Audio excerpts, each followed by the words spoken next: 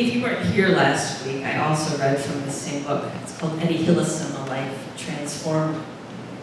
Eddie was a young woman in her late 20s when she wrote a series of diaries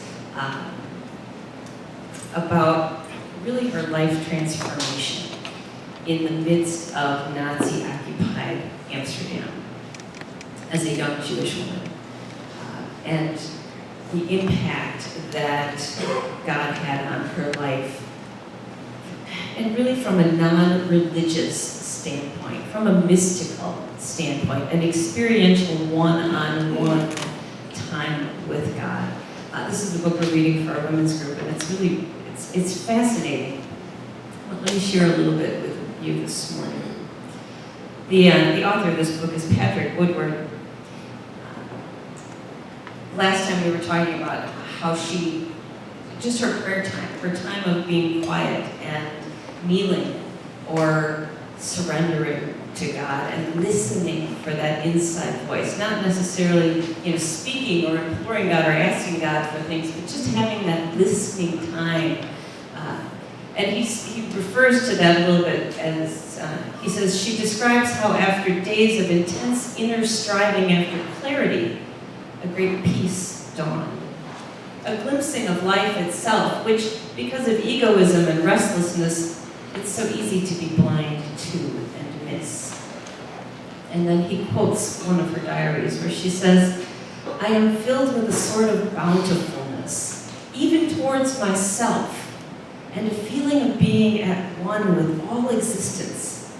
No longer, I want this or that, but life is great and good and fascinating and eternal.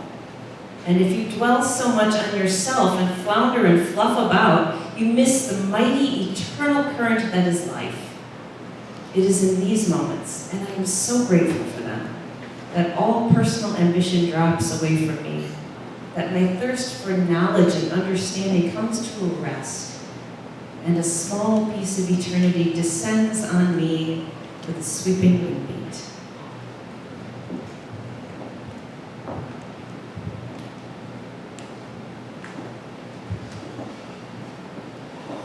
The Proverbs of Solomon, son of David, ruler of Israel. For women and men to learn wisdom and self-discipline, and to understand words of enlightenment, to acquire the disciplines of being equitable, rightness, justice, and fairness, to instill competence in the uneducated, and knowledge and good sense to the young, to help wise women and men increase their learning, and to give greater guidance to discerning hearts, and to open the meaning of proverbs and parables, the sayings of sages and their riddles. When you stand in awe of Yahweh, that is when you begin to really understand. But to spurn wisdom and instruction is utter foolishness. Would you pray with me? Eternal light, shine upon us that we might see better, might know better, might see with the eyes of our heart, and grow deeper in wisdom and in grace. May the words of my mouth and the meditations of each of our hearts be filled with your insight, with your light. Amen. So while this whole series started with the Mark Nepo book, it's now moved into the Eddie Hillison book because everything seems to flow from her story. I started with talking about course correcting a couple of weeks ago, and the need for us to be aware enough of what we're doing and what we're saying and in our lives to course correct when we're off, because we know when we're off. We know when we're doing things we shouldn't do. We know when we're not in line with that divine flow. And And that's where Eddie was kind of at the beginning of this book. If you remember, she was brought up in a pretty tough home life situation where her mother and her two brothers were severely mentally insane, mentally ill, and her father was very detached. So there was no emotional closeness, connection in the house. She was very nervous about herself becoming mentally ill. She was sort of on hypervigilance that she might go down that same path. And so by the time she was a young woman, she was really pretty broken inside. And she left home as soon as she could, went to Amsterdam to study. But one of the things she did was she found a therapist to, as she said, come to grips with herself. You know, she knew she was off. She knew she was floundering. She knew she needed help and guidance. And she course-corrected and got that help. And then one of the things that he suggested she do to help to center herself and to ground herself and to find herself was to sit every day in silence and listen. Listen to the depth of her being. Listen for her authentic self wherein the divine lies. And she wasn't so sure about it at first, but last week we talked about how she came to this place of surrendering, where she just felt compelled at times to fall down on her knees and just be with God. In the midst of a time in the world where she had, as a young Jewish woman in Nazi-controlled Amsterdam, she had no control. There was chaos, there was anxiety everywhere.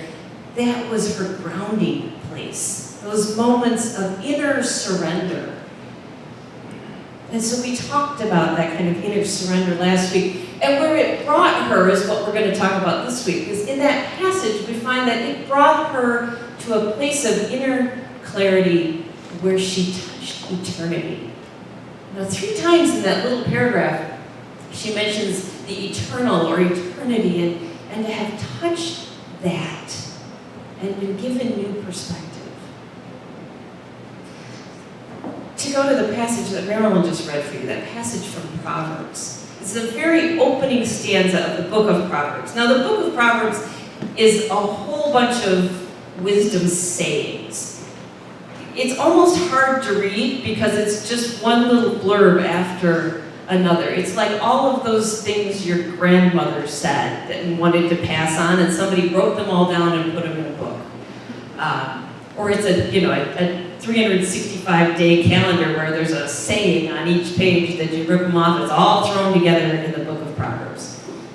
And so that first little stanza kind of introduces it. It says, this is for all men and women who want to gain in wisdom and knowledge and want to learn and be guided and find self-discipline and good sense and confidence. That's what this book of Proverbs is about. It's about teaching all of those things.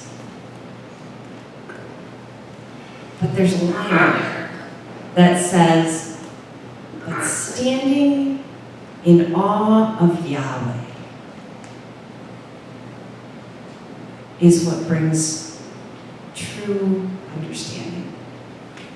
Standing in the awe of Yahweh. Never mind all that book learning, all that, everything else. If you can feel awe and wonder in the face of the divine, then you'll get it inside. And I think that's what Eddie found in this one little passage I read to you.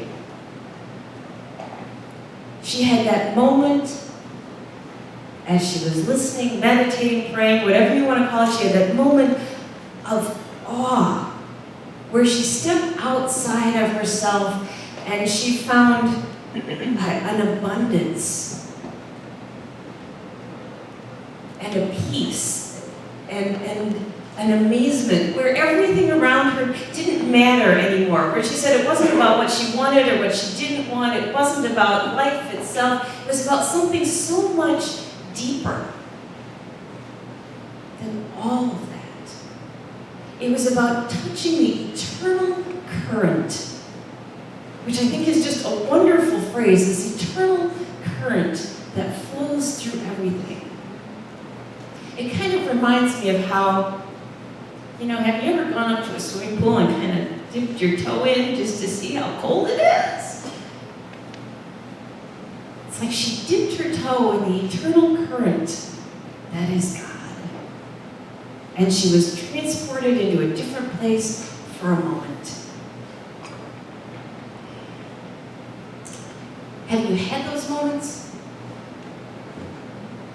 Because these sermons are really hard to give because I'm trying to describe something that's ineffable, that cannot be described by words. Because it's an experience, it's a feeling.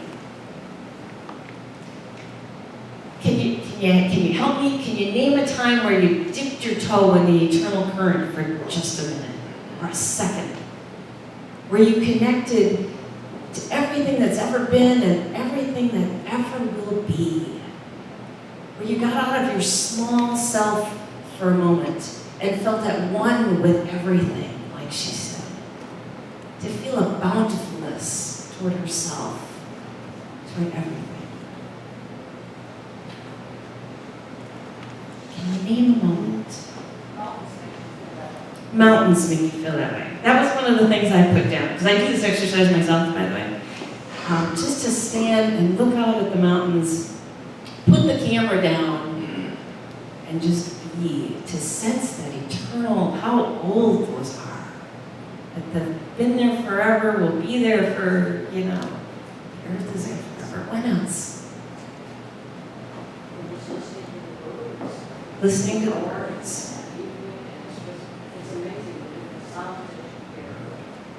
Sure. So the different sounds the birds make in the morning and the evening, and just connecting to all that is. How often do we miss the sound of the birds? All winter. Well, they do sing. I've been out there. Standing by Lake Michigan. There's something about water and mountains. Jerry? Going to the Metropolitan Museum or just connect with centuries of human beings who were long I'm going with the trees. So yeah, and especially the old trees. Have you been to the redwoods? Yeah, the redwoods have this amazing spiritual, ancient sense to them. But I get the art too. For all people who have ever tried to express something that was inexpressible and have put themselves out there for centuries to connect to that. Sitting with my mother while she was sleeping. So sitting, I think the elderly come up when we can be present, really present to them and all that their life holds. To be with someone when they're dying is a sacred, eternal moment. I don't know that I've had that exact experience, but the closest I think would be early mornings in the Boundary Waters community. Oh, absolutely. Just to be out in the greatness of the wilderness. On our Remember trip, standing silently in the rock formations, and hearing what the Native Americans have been through and what, all that kind of stuff, and just knowing that I was so important but so small in the midst of everything. Watching animals moving. Watching the whales. Oh, yeah. Absolutely. Animals and nature. Racine. Sitting and looking at my garden and realizing I didn't do it alone. Yeah, in gratitude for nature and sun and rain and soil.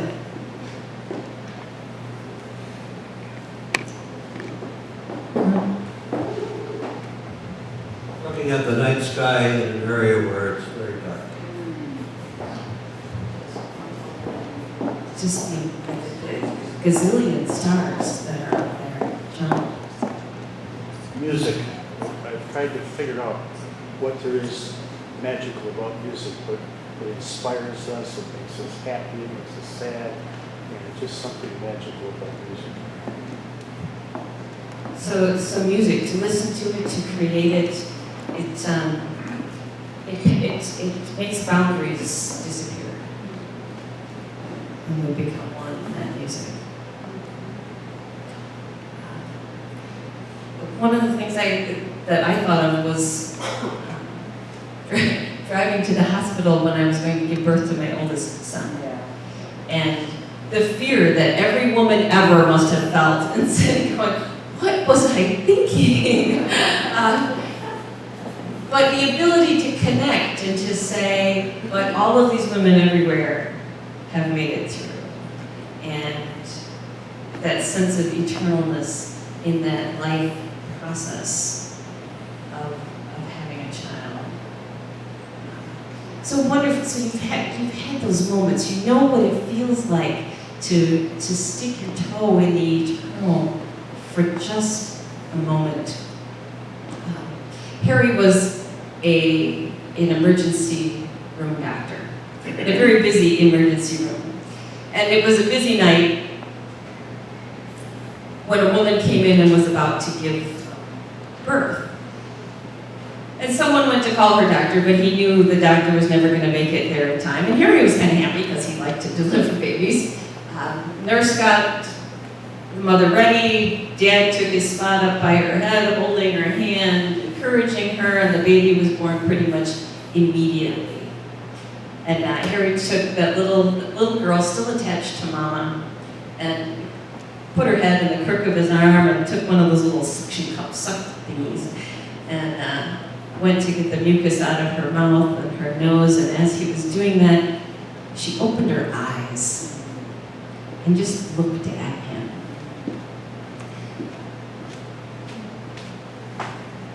And in that moment, he suddenly stopped being the emergency room doctor that he was, and was struck by a very simple thought, that he was the first human being that she would ever lay eyes on, and that he was the first human being to ever hold her.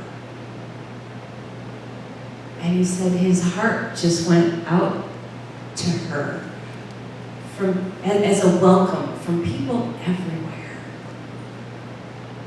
And tears started to come. And he said he wasn't sure, even though he delivered hundreds of babies before that, he was fairly certain that she was the first one he had really delivered. Because all the ones prior to that, he'd been caught up in the challenges of the delivery and the technical aspects and making sure everything was running smoothly and was the baby's APGAR score correct and all of those things. And he missed the meaning in it all.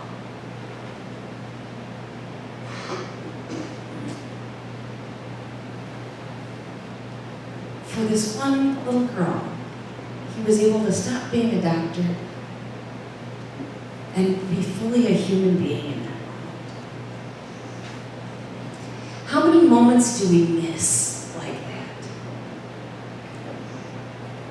Because we're not paying attention, or we're so caught up in, the routine or the job or the whatever that we miss. We miss the birds, or we miss the meaning of the whales, or the meaning of the mountains, because we're taking the pictures, or the depth of feeling in holding somebody's hand because we're feeling put out because we could be doing 8,000 other things. We have the choice. I firmly believe we have the choice to take our toe and dip it in the eternal current that is here always. We just have to do it. We have to shift our perspective just a little bit and stick our toe in. Parker Palmer's written a new book called On the Brink of Everything. And he took the title from a young mother who was blogging about her 16-month-old little girl. and saying she's on the brink of everything. Remember those days with toddlers where they're on the brink of everything? They've got their whole life stretched out in front of them, but everything they do is a wonder and is amazing. You know, it's so fun to see that. I think it's why we like being with kids, because they bring back that wonder and that amazement. You know, you remember the toddler splashing in the water and how cool that is? Or the first time they play with finger paints, or the waves of the shore, running back and forth on the waves. Think of all those little moments that as adults we don't see anymore. We don't experience the same way. Feeding the goat at the petting zoo, or touching a kitty, or any one of a number of things. Eating cake and getting it all over your face. The fun that we miss out on as adults, really. And yet when we see it, we touch that again. And I think that wonder is like standing in awe of Yahweh. It's like dipping your toe in the eternal current, because that brings you back to that. But he didn't write his book about kids. He actually wrote his book from an 80-year-old perspective of being on the brink of the rest of his life and on death. And how being closer to death has slowed him down enough to take time to be in awe of life again. To really have those moments of, wow, what an amazing world we live in.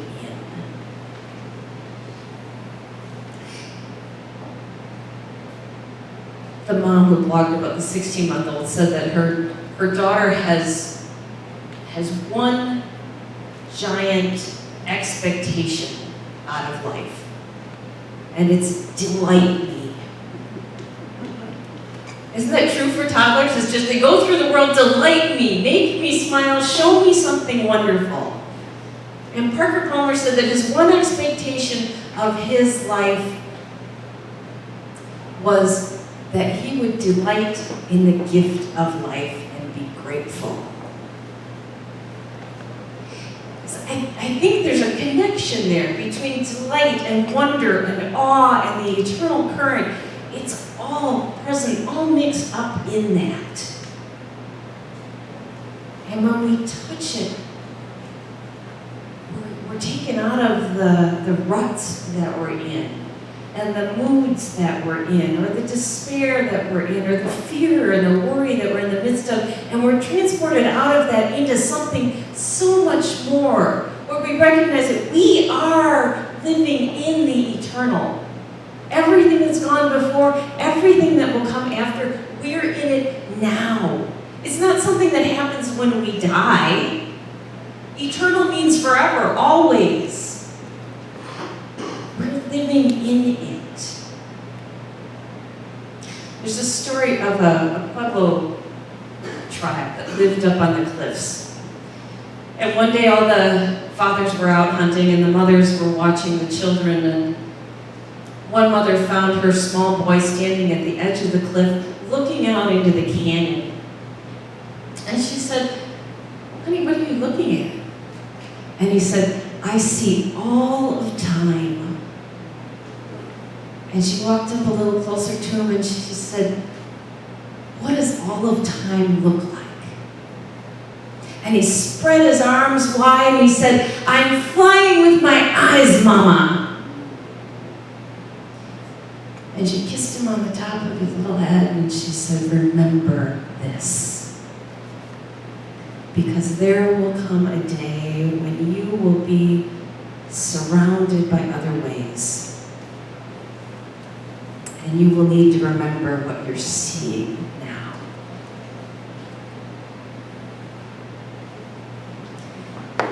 And so I encourage you, those moments that connect you to the eternal, those moments when you dip your toe into it, and you can do it all the time. those moments because they give us a different perspective. They help us to remember what's important and what's not important. They help us to understand, like Proverbs says, when we stand in awe of the divine in all things. They help us understand what's real and what's illusion.